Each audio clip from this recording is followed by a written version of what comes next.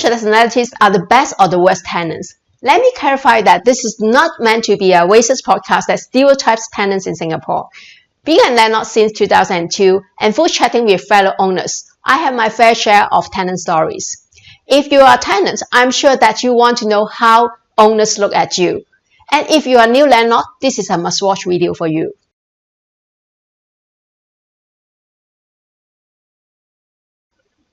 Japan has impressed everyone at the World Cup, not just by being the first Asian team to defeat a South American team, but by volunteering to stay behind after the match to clean up the stadium. See the blue-collar trash bags that they brought along with them? Regardless whether they win or lose, they were prepared to pick up the rubbish after the match. 4 years ago at the Brazil World Cup, Japan lost to Ivory Coast, but the Japanese fans also stayed behind to tidy up the pace. See how they did this in a coordinated and orderly manner, and you can imagine they are only practicing exactly what they are doing at home.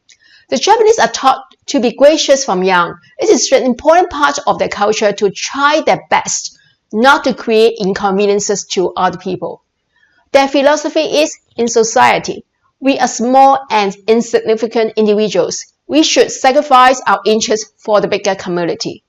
2 of my properties were very popular with Japanese tenants. They were usually on company lease. Sometimes, when the tenants were relocated back to Japan after 2 to 3 years, the company would send a replacement to take over the unit. It was a pleasant experience dealing with the companies, the Japanese property agents, or the tenants themselves. They were polite, reasonable, and cooperative most of the time.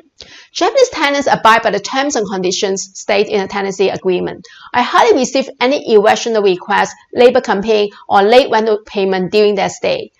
When the tenancy ends, they will wash the curtains, service the aircons, and show the receipts of the quarterly servicing of the aircons. Everything will be returned in the original condition, like the day when the place was first handed over to them. 2 years ago, 99.co CEO Darius Jung had problem renting a place because his wife is an Indian. After one fact viewing, he got a shocking reply from the property agent.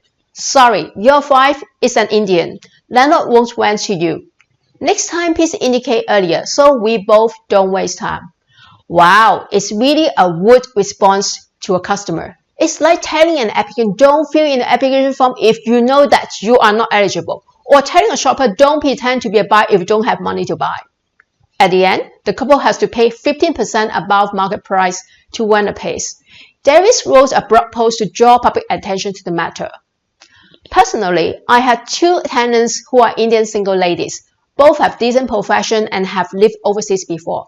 They were very good tenants. In my blog post, it's no Indian, no PLC rental discrimination. I mentioned that racial discrimination and personal preferences are 2 different things.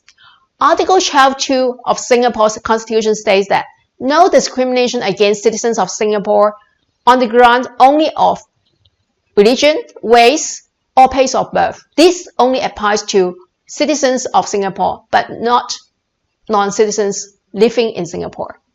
And most private home and HDB owners here are locals, and majority of tenants here are foreigners. Owners will ask, if I'm the one paying for the down payment, housing loan, management fee, and property tax, do I have the right to pick my tenant? Can I rent out my place only to people I'm comfortable dealing with? Can I specify no pets, non-smokers, and have preferences over their profession, family size, or sexual orientation? Do you know which nationality is the worst tenant? Don't be surprised if I tell you it's the Singaporeans. Why? Firstly, Singapore customers are not easy to please. They know their rights, like to bargain, and negotiate every term in their favor. Next, they won't stay for long. Singapore home ownership rate is 90.7%. Who will be renting then? They are usually people looking for a temporary place to stay until their new home is ready. Lastly, Singaporeans are bad housekeepers. How good are we in cleaning up and tidying up our homes? I mean, rental homes which are considered as others' homes. Just get some hints from how a cinema theater looks like at the end of the movie. It was reported that over 109,000 kilos of trash was collected from the Vivo City Golden Village cinema every year. Remember when you were a kid, your mother asked you to clean up after yourself? Well, she really meant it and she expects you to make it a lifelong habit. It is also a common scene at hawker centers with people leaving the tables in a big mess after their meals, thinking that somebody else will clean up after them. It makes you wonder whether they do the same at home. They are the type of tenants who don't understand the meaning of returning a property in exactly the same condition when handed over to them. The Singapore government didn't launch the National Courtesy campaign for no reason. In terms of being gracious citizens, we are still far from the Japanese. Remember my blog post dealing with 4 types of tenants from hell? They are tenants who like to bargain about everything, tenants who are campaigned by the neighbors and the management office, tenants who are often late for rental payments, and tenants who don't follow the rules in the contract or do something illegal. When I was a new landlord, I didn't mind any race and any nationality of my tenants. My preferences of tenants' profiles are gradually formed over the years after many good and bad experiences dealing with them. I have tenants on communities or on individual tenancy. There were Japanese, Koreans, Europeans, Americans, Indians, and Singaporeans. Let me share with you one tip. The background is more important than the race. The personality is more critical than the nationality. At the end of the day, you just want peace of mind after renting out your property. It's not about stereotypes. It is about believing in somebody who will pay his rent on time, keep the property in good condition, and most importantly, won't give you any trouble during his stay.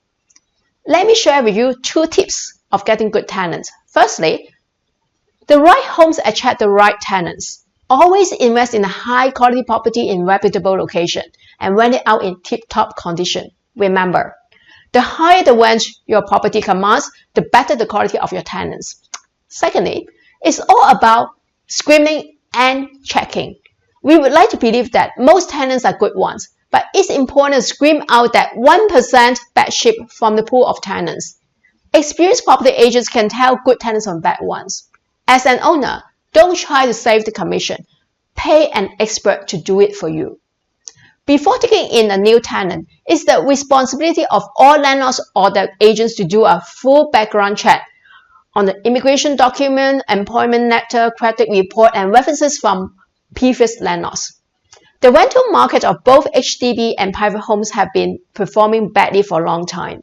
With high vacancy rate, rather than the landlords picking the tenants, it's the tenants who are choosing the landlords and properties to stay.